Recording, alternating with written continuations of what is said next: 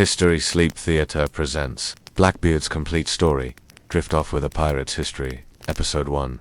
From Bristol to the blockade, let your eyes grow heavy, your breathing slow and steady. Tonight, as the tide pulls softly under the moon, we drift back into the mists of the early 1700s, a time of sails and shadows, when the world's oceans teemed with ambition and fear. Our story begins not with gunfire or treasure, but with a boy born in a grey English port, where the wind carried the salt of the Atlantic and the clamor of distant lands. His name would become legend.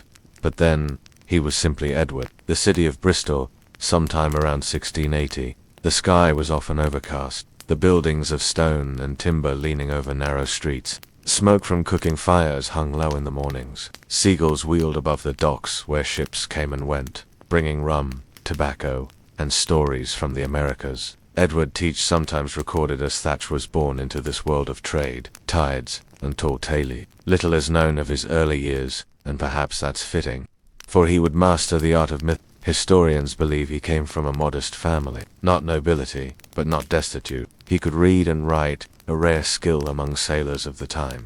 And that small fact changes everything. A boy who can read maps, who understands tides and trade winds. He doesn't just survive the sea, he learns to command it. In his youth, Edward likely worked on merchant ships. He would have tied knots in thick rope with blistered fingers. He would have hauled barrels of molasses and salted fish below deck. And every night, he would hear stories of gold in Spanish holds, of islands thick with fruit and danger, of men who made their fortunes not by trade, but by taking. By the time Edward reached his 20s, the world was at war. Queen Anne's War. They called it a conflict between empires, fought in distant lands and open seas. England issued letters of marque, legalizing piracy against enemy ships. Privateers were pirates with paperwork. Edward signed aboard one of these privateer ships, likely in the Caribbean. The weather was hot, the water blue, and the rules far looser than back in England. He learned the rhythms of naval battle. He learned how to approach a target silently, how to fire a broadside, how to board, how to win. But wars end, and when Queen Anne's War did, thousands of sailors were left with no job, no ship, and no plan. They drifted to the only place that would have them. Nassau, Bahamas, a harbor town left in ruins by war. It became the home of outlaws, a pirate republic. There were no kings in Nassau, only captains, and Edward Teach arrived at the right time. There he met Benjamin Hornigold, a seasoned pirate, with a reputation for cunning and restraint. Hornigold saw potential in the young sailor. He gave Edward command of a small captured sloop, and with it, his true apprenticeship began. This was not wild. This was methodical. Discipline mattered. They targeted weak ships, vulnerable routes. They struck fast and disappeared faster. Edward took to it quickly. His height, his calm, and his growing reputation made him stand out. He was clever. He avoided unnecessary bloodshed, and he began to shape an image not just a man, but a symbol. In 1717, that image crystallized. Near the island of St. Vincent, Edward and his small fleet intercepted a massive French slave ship. Look, the vessel was tired, her crew weakened by disease and exhaustion. Edward took her with ease. What followed was no small act of theft. He refitted the ship entirely, 40 guns mounted across her decks, heavy reinforcements. She was transformed from a merchant slaver into a floating fortress. He gave her a new name, Queen Anne's Revenge. It was a name filled with meaning. Queen, and the monarch of the war that shaped him. Revenge's statement to the world. With this ship, Edward Teach became Blackbeard. But it wasn't the guns alone that earned him that name. It was how he wielded fear. He grew his beard long, thick, and dark. He braided it with slow-burning fuses that he could light before battle. Smoke would rise around his face, his eyes wild with firelight. To his enemies, he looked like a demon born of sea and flame, and that was the point. Blackbeard understood the value of myth. It was more powerful than gunpowder. A terrified crew was one that surrendered, and a surrendered ship could be taken without a single shot fired. He captained more than just a ship, he led a small armada. Other pirates joined him. Israel Hands became his They patrolled from the Gulf of Mexico to the Carolinas, always watching, always waiting. Life aboard was strict but fair. The pirates followed votes were taken. Shares of loot were divided by rank and contribution. Injuries were compensated. Punishment came quickly, but only for betrayal or cowardice.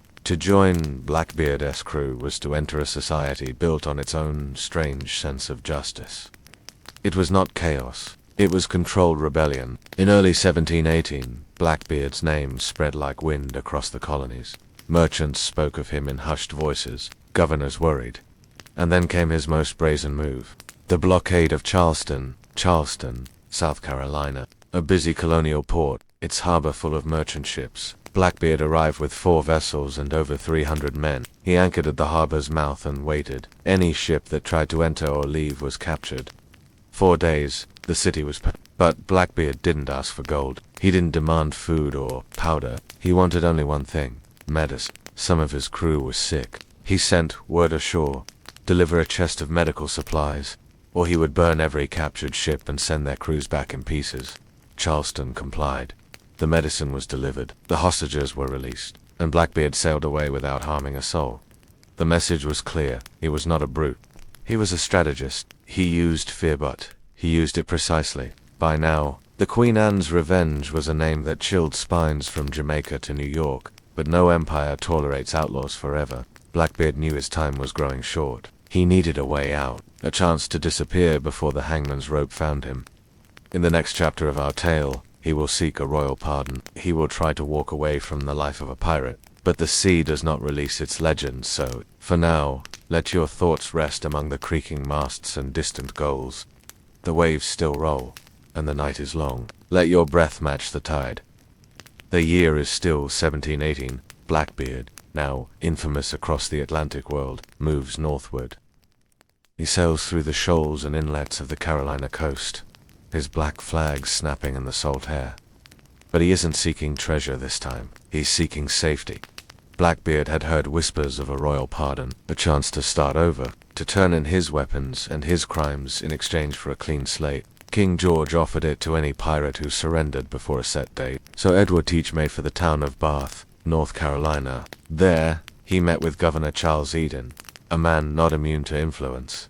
They shared drinks, shared favors, and soon Blackbeard received his pardon. He was, on paper, no longer a pirate, but only on paper.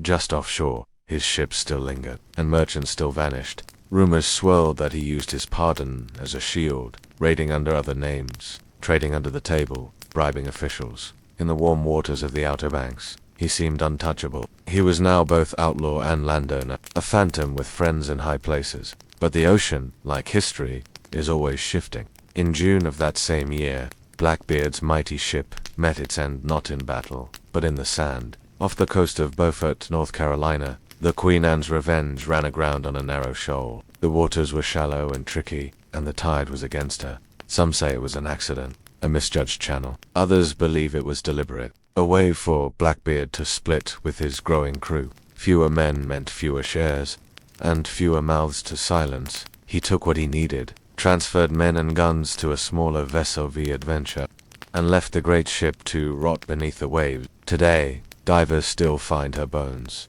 cannons, anchors, tools, fragments of the life she once carried. But in 1718, she vanished quickly, swallowed by the sea.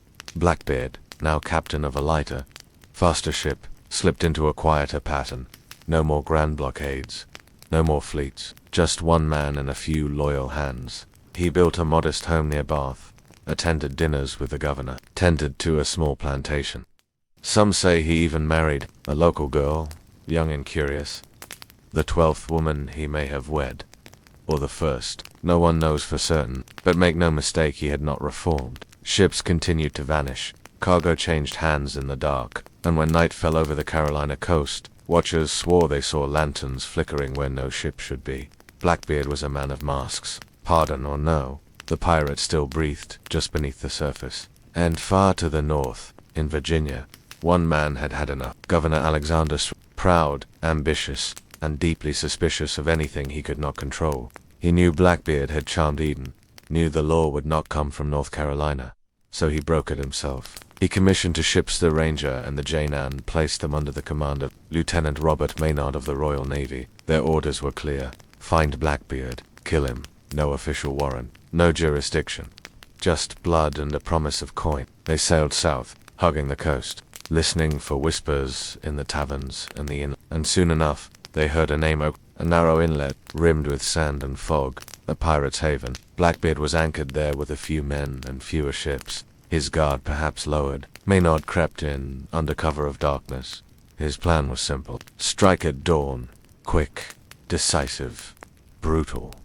But that tale belongs to another night. For now, let us drift back from ambition and steel. Let the sails flap gently overhead. The fire burn low. Picture Blackbeard standing on the deck of the Adventure, his eyes scanning the tree line of Ocracook. He does not know what is coming. He cannot see the ships closing in. He feels only the wind, the weight of years behind him, and the hush of the sea. Perhaps, in that moment, he feels peace. A pirate's life is a short one, but when lived without fear, it leaves a wake that lasts forever. Let your thoughts quiet. Let your body grow still. Blackbeard has vanished into the fog for now, and you can follow. Drift gently with the tide, as the first light of morning slips across the inlet, and the story waits. Just beyond the horizon, the sun rises over Ocracoke Inlet. The water is still. Seagulls circle high above, but their cries are faint, soft by distance. A thin fog clings to the horizon like a curtain yet to be lifted. Blackbeard stands on the deck of the Adventure, his smaller vessel now that the Queen Anne's Revenge lies broken on the seafloor. He wears no armor, carries no visible weapons beyond a cutlass at his side. His thick black beard hangs in heavy braids, and beneath his coat, fuses rest. For now, he is not expecting company. He has only a few men aboard. The rest are ashore, scattered in the woods, or still asleep in the dunes. The inlet is calm, the wind is light, but something is coming, beyond the fog. Two sloops row quietly forward. Their sails are down. Their crews hush one another with silent gestures. Every oar dips into the water as if not to wake the sea. Lieutenant Robert Maynard watches the coastline with sharp eyes. He knows the stories. He's read the letters. He's heard of the smoke and the fire and the monstrous man who commands the inlet. But he sees no monster, only a ship rocking gently in the tide. And so, as the sun rises higher, Maynard gives the signal.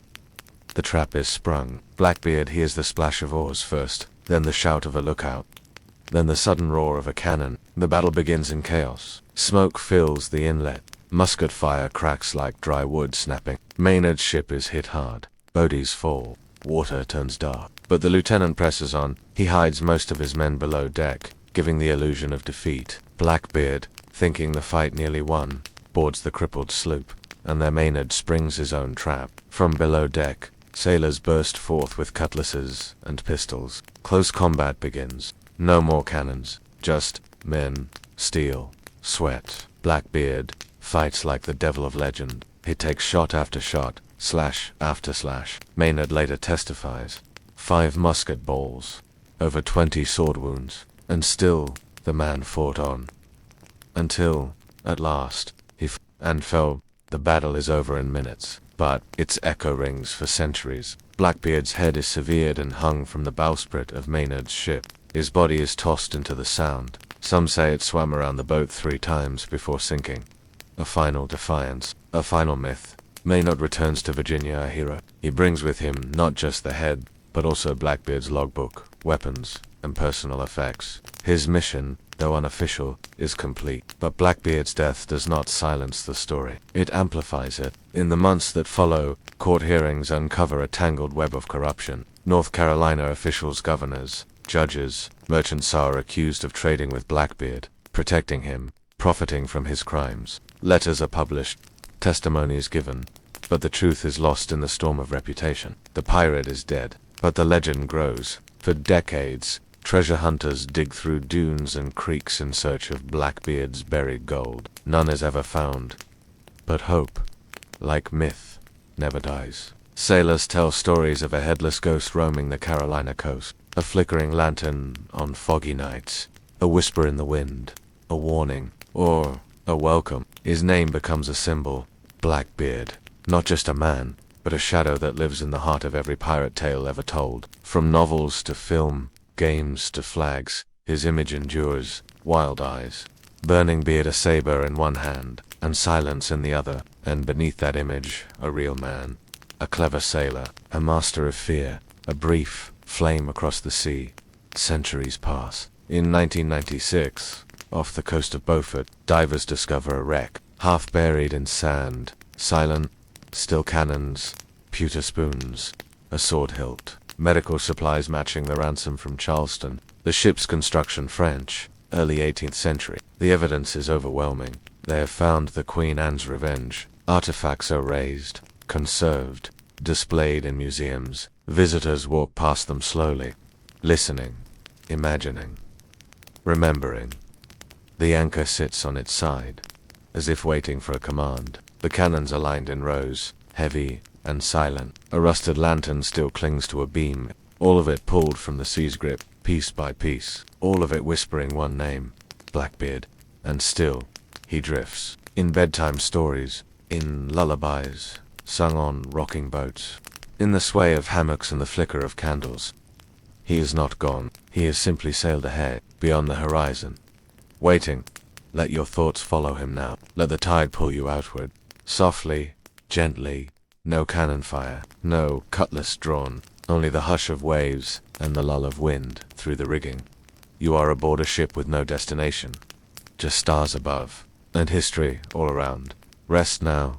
Let the sea cradle you. Let the story end. Or perhaps, just pause. For somewhere, beyond time and tide, a new legend always waits. And the sea never sleeps.